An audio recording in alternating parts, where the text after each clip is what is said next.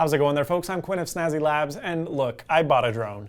It's not really a drone, okay, it's a quadcopter, but people call them drones. I'm gonna call mine a drone. It's a drone.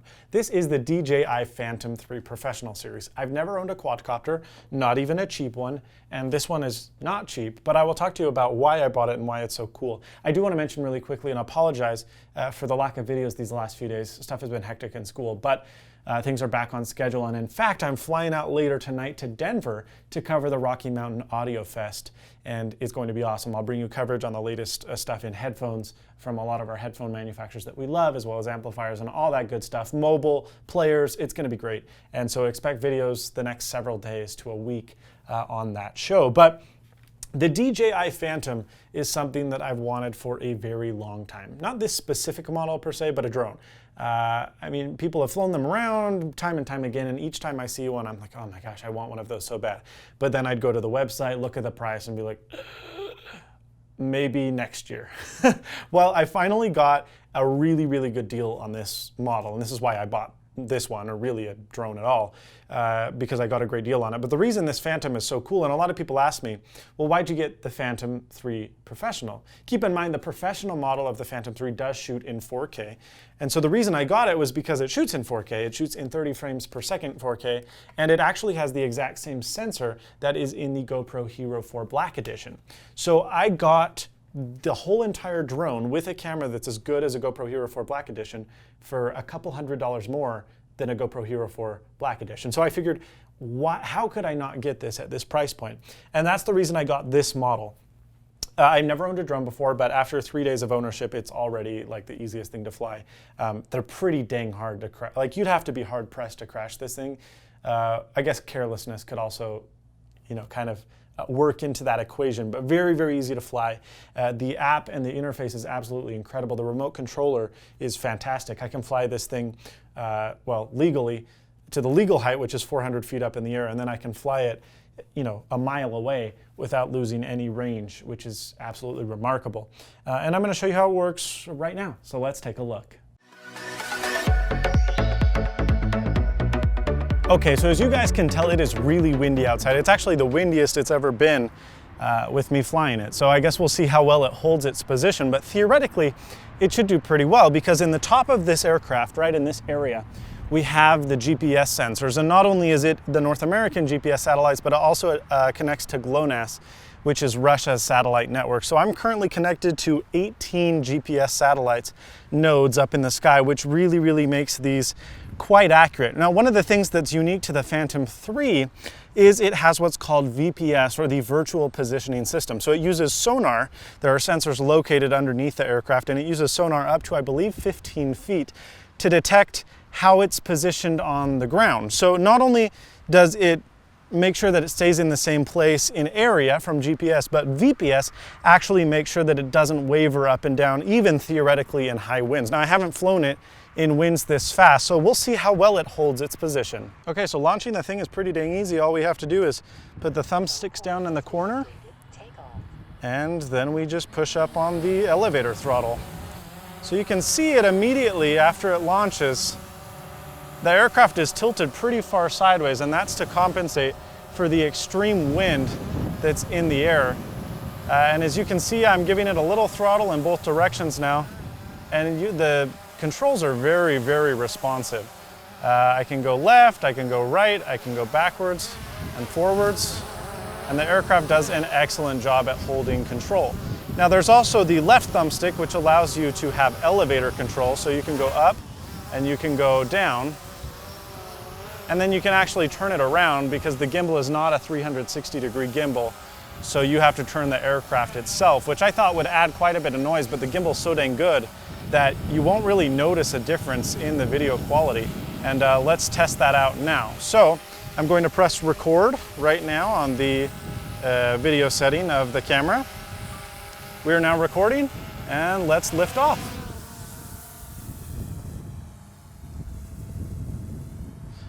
So you can see it looks really, really nice. I can slowly spin the aircraft in order to get these crispy pans. I'm spinning a little bit fast, and there's going to be a little bit of shake, I can tell in the video, because of the really high winds, but honestly, it's really, really good. which is really impressive and nice to see. Now, not only can you do that, but you also have control of the gimbal. So I can pull the gimbal downwards and also push it upwards, which is pretty dang cool. So you can do vertical pans. And then there's a button on the back of the controller that allows you to flip the camera in either direction really quickly. So I can flip it towards the ground or flip it away from the ground, and it does a really, really nice job. The cool thing about it is it allows me to see everything that the camera sees because of the latest, and this is also unique to the Phantom 3, there is a control, there's a system called Light Bridge, and this is what's connected into my phone. So it transmits 720p video at 60 frames per second to the iPad controller, which is really, really impressive. And again, I'm up in the sky, I can turn around to make sure I'm in the right direction. You always want the aircraft facing the back towards you to make it easiest to control, and then you just fly it. And the thing hauls. I mean, it'll go 35 miles an hour, I believe, and it has an incredibly long range. So that was a really, really hard turn, and you can see the video still stays pretty dang stable. Okay, so I now have the camera facing towards me, and I want to show you how good this gimbal is. Now, I didn't mention this, but there's a lot of, drone is a word that's kind of used loosely. They're more quadcopters because they're still controlled. They're not fully autonomous. They don't fly themselves. But the Phantom 3 has a lot of automated features. For example, if I press a button on my iPad, the vehicle and the hovercraft will take off by itself. So I don't need to control anything, it just does it all by itself, which is pretty dang cool. So I'm gonna look at the viewfinder here in the camera to make sure we're in visible area. So there we go. So you can see the aircraft, there is a lot of wind because you can see the gimbal's flat, but the aircraft is tilted pretty severely. And it's pretty amazing that it holds its position as well as it does. I bet winds right now are 25 miles an hour, so it is really windy. Now, if I press right, the gimbal will go right. If I press it left, it will go left. And you can see I'm tilting the aircraft very severely. And the camera does move, but not a lot. I mean, it's pretty impressive. And so it holds its position rather quite well. I can do the same controls going backwards to front, so I can go back, I can go forwards, I can go back, I can go forwards. And the camera shakes a little bit, but not that much, especially with minor movements like this. The gimbal is like smooth as butter. It's really rather impressive. Now it is only filming at 30 frames per second, so that's going to introduce a little bit of noise, but it's still pretty dang good. I'm getting relatively close here because I want to show you how well it holds its position. Let me go up a little bit more. And we'll fly it right into the center of the frame. So it does a pretty nice job at staying in place. This wind is just howling. And I will tell you that when there is no wind, it stays perfectly still. So we can turn the aircraft around and move it back forwards. And let's go forward again. So it really just is really, really good. The whole, I mean, everything is really excellent. The way the camera pans, the way the aircraft pans, it's just really, really nice. Okay, so I just wanted to show you really quickly that I am up in the sky. I'm 396 feet in the air, which is as high, pretty much 400 feet is as high as you can legally fly by the FAA. I'm also 228 feet away from my position right now. Now, let's say, and this is not an ideal situation, but let's say you lost control of the aircraft or you lost radio signal. There's a fail-safe called return to home, and the aircraft will actually fly right back to you. It's also good for inexperienced flyers, and really you should learn how to fly. Even just in a day of flying, I'm able to manage the aircraft very easily and land it with ease. But I just want to show you this feature. So if I press here on the app, this button 2 times, the aircraft actually gets the indication that it's time to come home. So it will turn around and it flies exactly to the GPS location that it needs to go. It flies up to a set altitude by stock of 60 meters, which is just enough height that it doesn't crash into anything. But for me, it's, we're 400 feet up in the air, so that's not really so much an issue. But we do want the aircraft to come back to our position. So it's now above us and it is now landing. I can tilt the camera towards the ground so you can see exactly what I'm seeing from above. Well, I guess I'm seeing it from the ground, you're seeing it from above.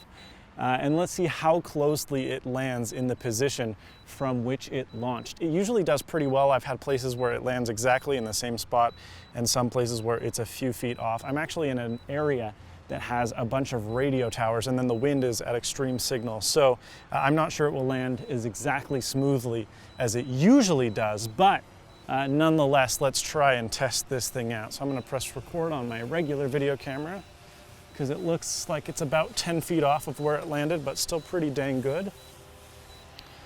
And let's see how it lands. So you can see the ground, I can see the ground. I'll flip the camera now so you can see a little more vertically. And you can see that here on my camera, it's landing and it bounces a couple times, but there we go. It's landed perfectly. So it's great for inexperienced flyers who either lose control of their aircraft, lose radio signal with their aircraft, and or just don't know how to fly at home. So that is the return to home feature from DJI.